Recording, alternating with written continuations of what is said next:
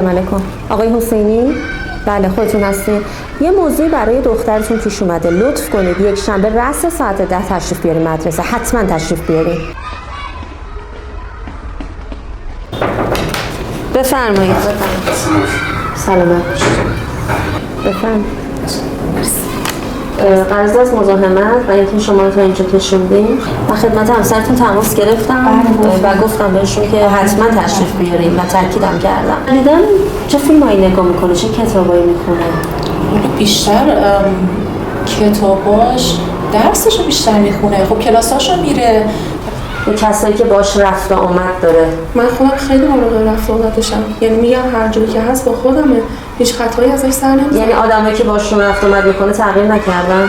خانم حقیقتش من کارگرم، شب و روز دارم کار میکنم، چند سال دارم کار میکنم، میتونم حلال بیارم مثل زن و بچه‌م. تازگی مثل که دوستاش گفته که من میخوام این تغییر داشته باشم و من میخوام تغییر کنم و آخه اینقدر تغییر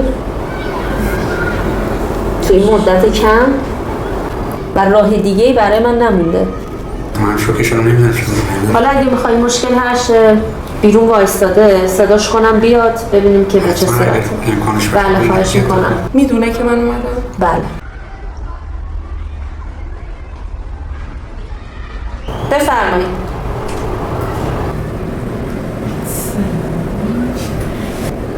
اینم دختر گلمون با لباس جدیدش.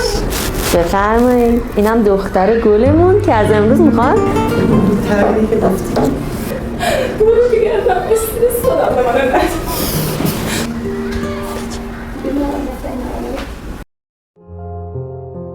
تو رو اون لحظه که دیدم به بهانه هم رسیدم، از تو تصویری کشیدم که اونو هیچ جا ندیدم.